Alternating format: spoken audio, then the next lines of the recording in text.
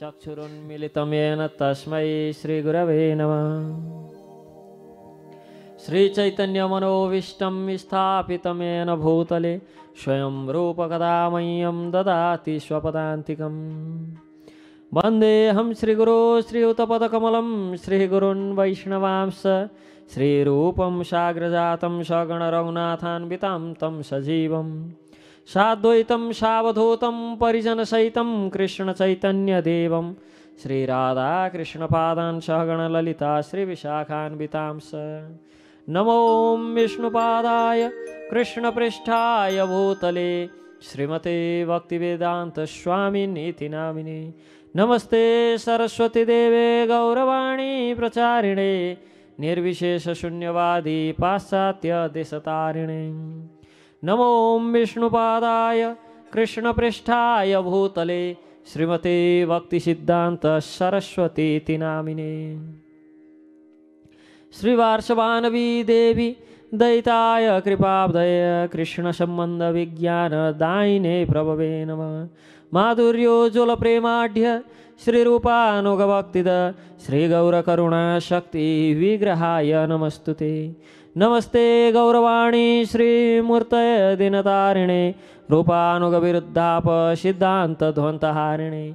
नमो गौरकिशोराय साक्षात् वैराग्यमूर्तये विप्रलम्बरसाम्बोधे पादं भुजायते नमः।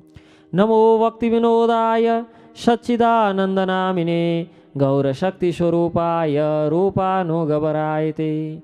गौराविर्भावभूमिस्त्वं निर्दिष्टा सजनप्रिय वैष्णव सार्वभौम श्री जगन्नाथाय ते नमः। वाञ्छाकल्पतरुभ्यश्च कृपा सिन्धुभ्य एव च पतितानां पावनेभ्यो वैष्णवेभ्यो नमो नमः।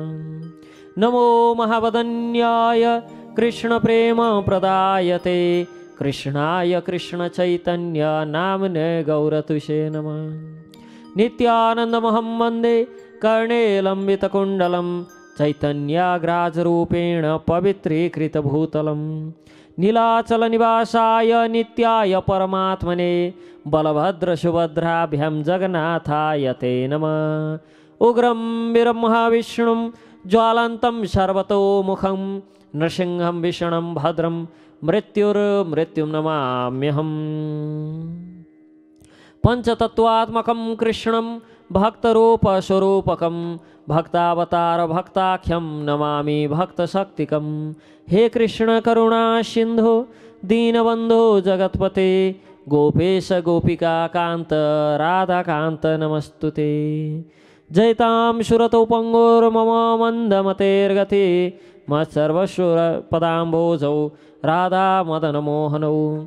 दिव्यवृन्दारण्यकल्पद्रुमाद श्रीमद्रत्नगार सिंहासनस्थौ श्रीमद्राधा श्रीलगोविन्ददेवौ पृष्ठालिविसेव्यमनौ स्मरामि।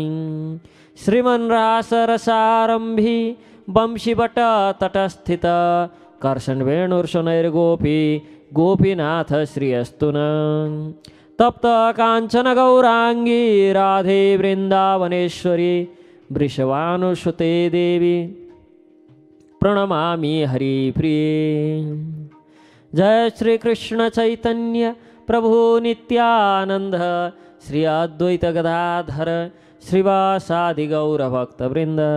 हरे कृष्ण कृष्ण कृष्ण हरे हरे हरे राम राम राम हरे हरे। सच्चिदानंद रूपाय विश्वोत्पत्त्यादि हेतवे तापत्रय विनाशाय श्रीकृष्णाय वयं नमः। त्रैलोक्य चैतन्यमयादिदेव श्रीनाथ विष्णो भवदाज्ञयैव प्रातः समुत्थाय तव प्रियार्थं संसारयात्रम् अनुवर्तयिष्यामि। सुप्त प्रबोधितो विष्णो ऋषिकेशेन यत्त्वया यद्यत्कारयसे कार्यं तत्करोमि त्वदज्ञया। वागीशायस्य वदने लक्ष्मीर्यस्य च वक्षसि यस्यास्ति हृदय संवेत् तं नृसिंहम् अहं भजे। प्रह्लाद हृदयालादं भक्ताविद्याविदारणं शरदेन्दुरुचिं वन्दे पारेन्द्रं वदनं हरिम् ॐ उग्रं वीरं महाविष्णुं ज्वालान्तं सर्वतोमुखं नृसिंहं भीषणं भद्रं मृत्युर्मृत्युनमाम्यहम् ॐ नमो भगवते वासुदेवाय ॐ नमो भगवते वासुदेवाय ॐ नमो भगवते वासुदेवाय। मेरा परम पूजनीय शिक्षा गुरु श्री श्रीमद गौर कृष्ण गोस्वामी महाराज एवं श्री श्रीमद राधा गोविंद गोस्वामी महाराज, दीक्षा गुरु परम पूजनीय श्री श्रीमद गोपाल कृष्ण गोस्वामी महाराज एवं अंतर्राष्ट्रीय कृष्ण भावनामृत संघ का संस्थापक आचार्य अभय चरणार वृंद भक्ति वेदांत स्वामी श्रील प्रभुपाद, परम गुरुदेव भक्ति सिद्धांत सरस्वती ठाकुर गोस्वामी प्रभुपाद महाराज, वैराग्य मूर्ति श्रील गौर किशोरदास बाबाजी महाराज, सच्चिदानंद श्रील भक्ति विनोद ठाकुर एवं वैष्णव सार्वभौम श्रील जगन्नाथ दास बाबाजी महाराज एवं समस्त गोस्वामीगण श्री रूप श्री सनातन भट्ट रघुनाथ श्री जीव गोपाल भट्ट दास रघुनाथ षड गोस्वामी प्रभुपाद महाराज का श्री चरण में साष्टांग दंडवत प्रणाम गर्दै अखिल ब्रह्मांड विश्वनायक श्रीपति राधा सर्वेश्वर भगवान श्री कृष्ण चंद्र का प्रति सादर वंदना गर्दै म श्री नरसिंहधाम संरक्षण समिति, जगन्नाथ फाउंडेशन एवं श्री रूपानुगा परा विद्यापीठ को तर्फबाट हामीलाई दीप टेलिभिजन एवं विभिन्न सामाजिक सञ्जालका माध्यमबाट प्रत्यक्ष श्रवण गरिरहनुभएका भक्त भागवतहरूलाई हार्दिक स्वागत गर्न चाहन्छु र साथसाथै समस्त भक्त भागवतहरूमा समस्त वैष्णवका श्री चरणमा यस नृसिंह लीला कथालाई यथाशक्य व्याख्या गर्न सकौँ भनी कृपा हेतु प्रार्थना गर्दै आजको कथा प्रसङ्ग अगाडि बढाउँछौँ। प्रह्लाद महाराजलाई पहिलो पटक जब पिता हिरण्यकश्यपुले काखमा लिएर प्रश्न गर्दा प्रह्लाद महाराजले गृहम अन्धकूपम, गृहरूपी घरबार रूपी त्यो अन्धकूप अन्धकारमय कुहा जहाँ डस्न भनेर अनेक प्रकारका सर्पहरू बसेका छन्, 5 प्रकारका सर्पहरू पञ्चेन्द्रियको रूपमा 5वटा इन्द्रियको स्वरूपमा जो सर्पहरू बसेर डसिराखेका छन्, यदि त्यो डसाइबाट अनि यो भवाग्निको त्रितापबाट 3 प्रकारका तापहरूबाट उन्मुक्ति प्राप्त गर्ने हो भने, त्रिक्लेशहरूबाट 3 क्लेशहरूबाट उन्मुक्ति प्राप्त गर्ने हो भने वनमा गएर भगवान श्रीहरिको भजन गर्नुपर्छ। अब वनमा गएर भगवान श्रीहरिको भजन गर्नुपर्छको अर्थ यदि हृदय शुद्ध छैन भने वनमा गएर पनि हामीले भजनमा मन लगाउन सक्दैनौँ।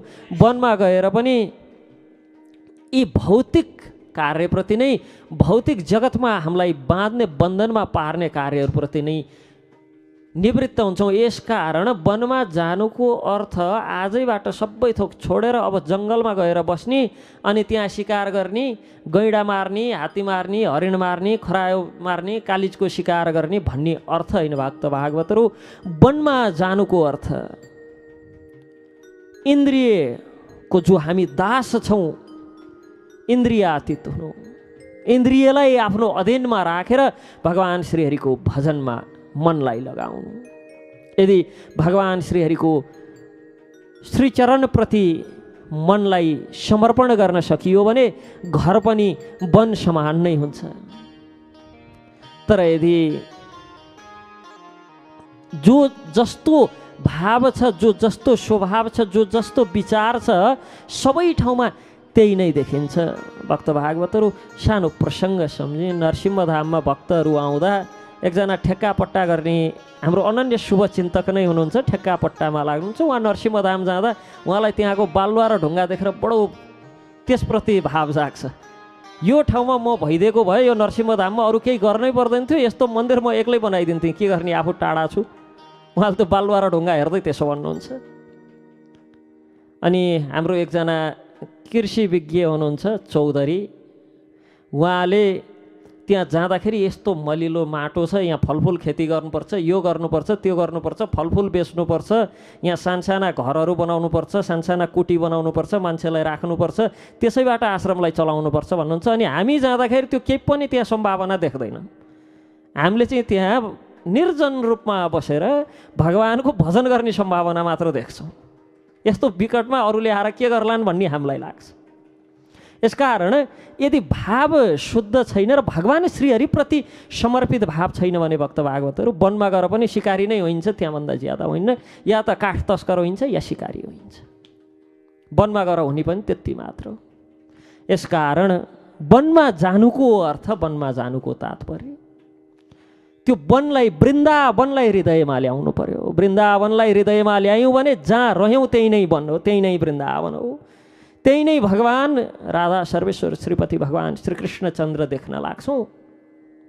यदि वृन्दावनलाई हृदयमा ल्याउन सकेनौँ भने भक्त भागवतहरू वनमै गएर पनि तस्कर बन्छौँ, शिकारी बन्छौँ।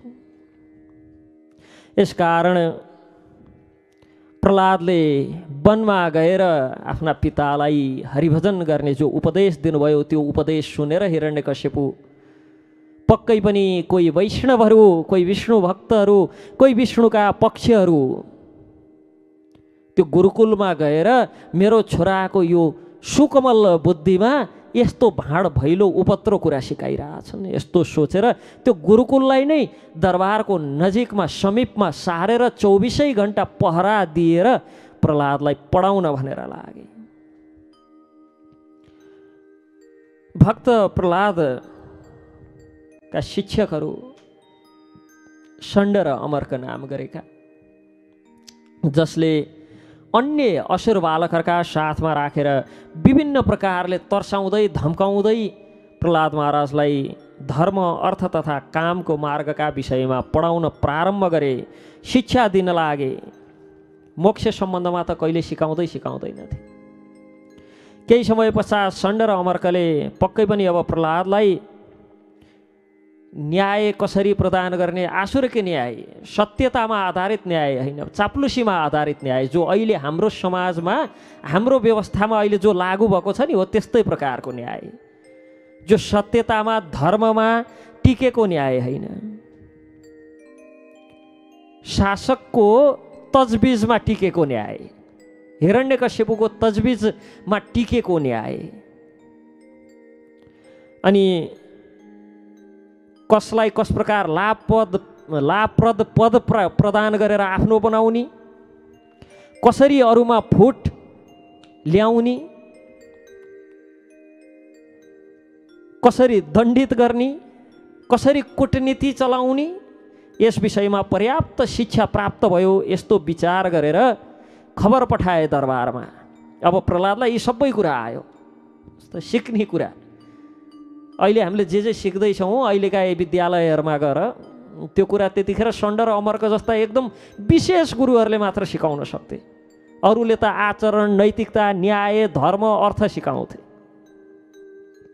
यस्तो यो कसरी अरूलाई लाभको पद दिएर आफ्नो बनाउने, कसरी अरूमा फुट पैदा गर्ने, अनि कसरी दण्डित गर्ने, कसरी कूटनीति हिसाबले चलाउने,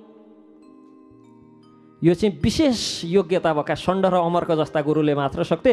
अहिले सबै त्यस्तै छ, सबैमा यो विशेषता सबैमा छ। यस प्रकार प्रहलादको शिक्षा अब त पुरा भयो होला, किनभने प्रहलादलाई जे सुनाउँथे षण्ड र अमर्कले जस्ताको त्यस्तै उहाँले ओकालिदिनुहुन्थ्यो तिनको अगाडि। तिनले सुनाउँथे, त्यसलाई दिमागतिर राख्ने, त्यसलाई हृदयमा राख्ने, दुःखै गर्नुहुन्थ्यो। जस्ताको त्यस्तै तिनीलाई ओकल दिनुहुन्थ्यो, तिनैलाई सुनाइदिनुहुन्थ्यो। त्यही भएर षण्ड र अमर्कलाई लाग्यो अब प्रहलाद निपुण भए, असुर शास्त्रमा, असत शास्त्रमा परिपूर्ण भए। यति सोचेर दरबारमा खबर पुर्याए। दरबारमा खबर पुर्याएपछि माता कयादुले आफ्ना पुत्र प्रहलादलाई स्वयं नुहाई धुवाई आदि गराएर पर्याप्त आभूषण आदिबाट अलङ्कृत गरेर तत्पश्चात षण्ड र अमर्कका साथमा हिरण्यकश्यपुको समीपमा लिएर जानुभयो, प्रस्तुत गर्नुभयो आफ्नो छोरालाई। हिरण्यकश्यपुले देखो पादयो पतितम बालम।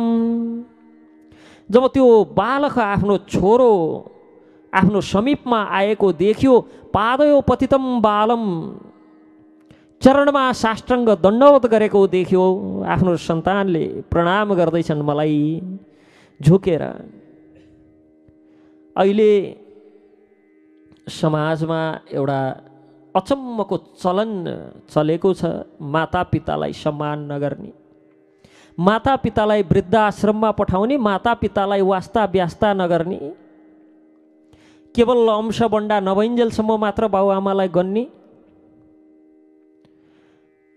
यो वास्तवमा असुरहरूले पनि नगर्ने प्रवृत्ति हो। प्रहलाद महाराजलाई मार्न हिरण्यकशिपुले के मात्र प्रयास गरेन, तर पनि जब जब प्रहलाद महाराजको प्रसङ्ग आउँछ भागवतमा, हर क्षण जब जब प्रहलाद महाराजलाई हिरण्यकशिपुको अगाडि लगिन्थ्यो, तिनै पिता जसले शूल त्रिशूल आदि प्रहार गर्न लगाए, हात्तीले टेक्न लगाए, सर्पको बीचमा फाले, अग्निमा लगेर दाह गरे, समुद्रमा लगेर फाले, तिनै पिता हरेकचोटि अगाडि पर्दा प्रहलादले साष्टाङ्ग प्रणाम गर्नुहुन्थ्यो र विनित भावले हात जोडेर पिताको आदेश पर्खेर बस्नुहुन्थ्यो। के आदेश दिनुहुन्छ र मैले त्यो आदेश पूर्ति गरौँ भनेर। यो वैष्णवता भागवतहरूको गुण। स्वयं आफैलाई यस्तो व्यवहार गर्ने पितालाई पनि कहिल्यै पराई ठान्नु भएन, यहाँसम्म कि हातमा तरवार लिएर मार्न भनेर आउँदाखेरि भगवान स्वयंले आएर बचाउनु भयो। अनि भगवानले के चाहन्छौ भन्दा अरू त के चाहने, आसुरिक स्वभाव र प्रवृत्तिका कारण मेरा पिताले हजुरप्रति द्रोह त गरिहाल्नुभयो, भगवान तिनको उद्धार चाहिँ गरिदिनुहोस् है। कुनै पनि अवस्थामा आफ्ना मातापिताको हात छोड्नु भएन प्रहलादले, कुनै पनि अवस्थामा ध्रुवले आफ्ना मातापितालाई छोड्नु भएन हात। अनि हामी संस्कार संस्कृति यदि अहिले समाजमा व्याप्त बुझाइ भन्ने गर्छन्, अबुझाइ भन्छु, बुझेको भए त यस्तो हुँदैन थियो। कुतर्क हामी यिनै वेद वेदान्त शास्त्र आदिले गरेर पछाडि पर्यौँ, हिन्दू भएका कारण पछाडि पर्यौँ, वैदिक अनुयायी भएका कारण पछाडि पर्यौँ। यसकारण यी सबैलाई छाड्नुपर्छ। यदि मातापितालाई वृद्ध आश्रममा पठाएर अवहेलित गरेर बाटोमा माग्न छोडेर मठ मन्दिरका द्वारमा मातापितालाई माग्न छोडेर अनि यदि विकास हुन्छ भन्ने हामीले ठानेका हौँ भने विकास चाहिएन। एक छाक खाउँला, यो रुखका बोक्रा पात पतिङ्गर शरीरमा बेरौँला, मोबाइल ल्यापटप सबै फालौँला, तर मातापितालाई घरमा राख्न सिक्नुपर्छ। जब स्वयंलाई वध गर्न यस्तो एउटा उपाय अवलम्बन गर्न बाँकी छैन प्रहलादको वध गर्न हिरण्यकश्यपले, जो प्रसङ्ग हामीले सुन्छौँ, तैपनि प्रहलादले ती पिताको हात कहिल्यै छोड्नु भएन। पिता छोड्नु भनेको धर्म छोड्नु हो, माता छोड्नु भनेको धरती छोड्नु हो। अर्थात् माता र पिता श्वास रहिन्जेलसम्म छोड्न सकिन्न, किनभने सबै थोकमा यो जीव स्वतन्त्र छ, तर त्यो स्वतन्त्रता जुन शरीरका माध्यमबाट उपभोग गर्दैछ त्यो शरीर माता पिताको देन हो। तिनले यो शरीर दिएका कारण आज स्वतन्त्रता हामीले पाएका छौँ। त्यो स्वतन्त्रताको उपभोग गरेर बहिर्मुख हुन पाएका छौँ भगवानबाट, अथवा सम्मुख हुन पाएका छौँ भगवानप्रति। दुवै अवस्थामा, चाहे आस्तिक हौँ चाहे नास्तिक हौँ, दुईटै वादमा, चाहे आध्यात्मिक हौँ चाहे शुद्ध भौतिक हौँ, दुवै अवस्थामा यो शरीरका स्वामी त वास्तवमा माता पिता हुन्। तिनले दिएको शरीर हो। जो घरमा बसेर यत्रो उपद्रो मचाउँछौँ त्यो घर तिनको हो। यसकारण पनि ती सदैव पूजनीय छन्। वैष्णव चरित्र किन सुन्ने? केवल भगवत प्राप्तिका लागि मात्र होइन भक्त भागवतहरू, दैनिक जीवन जिउनका लागि पनि कसैको जीवन हेर्नुपर्छ भने वैष्णवकै जीवन हेर्नुपर्छ। विष्णु भक्तकै जीवन हेरेरै मात्र हामीले जीवन कसरी जिउनु पर्ने र जीवनको उद्देश्य के हुनुपर्ने दुईटै सिक्छौँ। महाराज श्रीले एकपटक art of living and living भन्नुहुन्थ्यो। एउटा LIVING लिभिङ हुन्छ जो बाँच्नु, एउटा LEAVING लिभिङ हुन्छ जो छोड्नु हो। दुइटै लिभिङ वैष्णवकै जीवन हेरेर गर्नुपर्छ। बाँच्ने पनि वैष्णवको जीवन हेरेर, वैष्णवले जो आचरण गरेका छन् त्यही आचरण पालन गरेर, र मृत्यु पनि वैष्णवले जस प्रकार मृत्युलाई आलिङ्गन गर्छन् त्यही हिसाबले मृत्युलाई आलिङ्गन गर्नुपर्छ। यसकारण जीवनको उद्देश्य भगवान स्वयंको भन्दा पनि भक्तहरूको जीवन चरित्र गान गर्नु, भक्तहरूको जीवन हेर्नु, बुझ्नु र अनुसरण गर्नु हो। भगवानले त सहजतापूर्वक सर्वधर्मान परित्यज्य मामेकम शरणम व्रज भनिदिनु भयो, जानुभयो। कसरी शरणमा पर्ने केवल एउटा वैष्णवको जीवन हेरेर थाहा हुन्छ।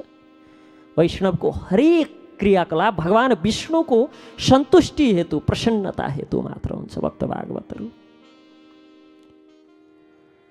यस प्रकार हिरण्यकश्यपुले जब आफ्ना पुत्रलाई साष्टाङ्ग प्रणाम गरेको देखे पछाडि तुरुन्त वात्सल्य रसबाट, वात्सलताबाट, पितृ वात्सल्यले गरेर आफ्नो पुत्रलाई आशीर्वाद दिँदै दुवै हातले उठाएर बडो जोडले आलिङ्गन गरेर प्रसन्न भएर हिरण्यकश्यपुले प्रहलादलाई आफ्नो काखमा राख्यो। आफ्नो काखमा राखेर शिर सुँग्न लाग्यो, शिरमा गाला सुमसुम्याउन लाग्यो। आफ्ना नेत्रबाट प्रेमाश्रु बग्न लाग्यो। हिरण्यकश्यपुका आँखाबाट त्यो प्रेम मिश्रित आँसु बग्न लाग्यो प्रहलादलाई देखेर।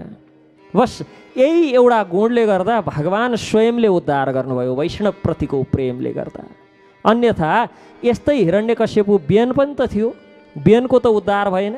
यस्ता अनेक असुर देख्न सक्छौँ जसको उद्धार भएन।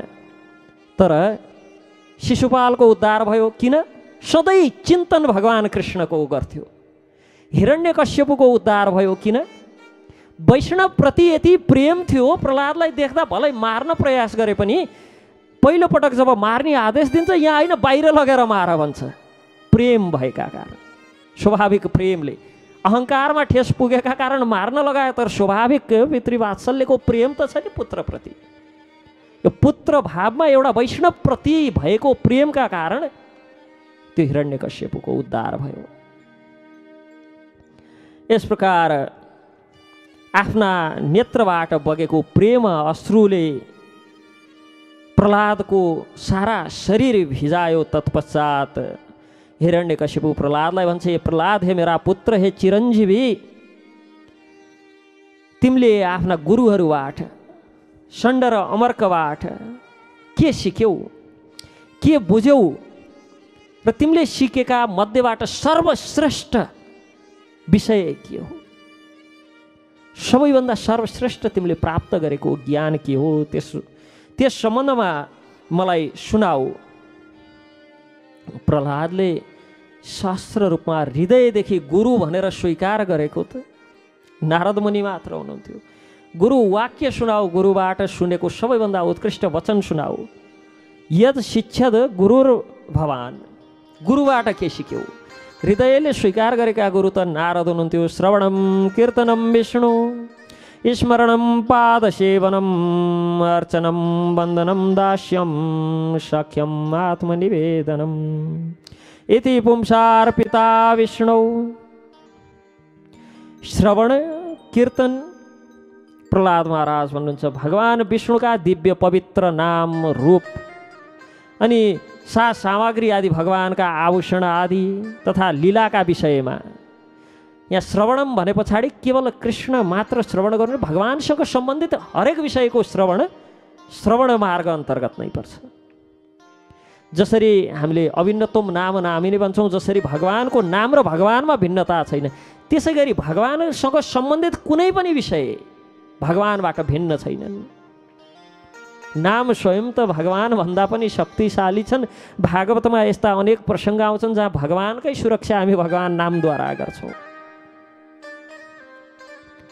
भगवानका लीलाहरूको विषयमा सुन्नु, तत्पश्चात कीर्तन गर्नु, स्मरण गर्नु, भगवानका श्रीचरणको सेवा गर्नु, षोडशोपचार आदि विधिद्वारा भगवानलाई सादर पूजन गर्नु, श्री भगवानलाई प्रार्थना अर्पण गर्नु, अनि भगवानको सेवक बनेर भगवानको प्रेममय सेवामा लाग्नु।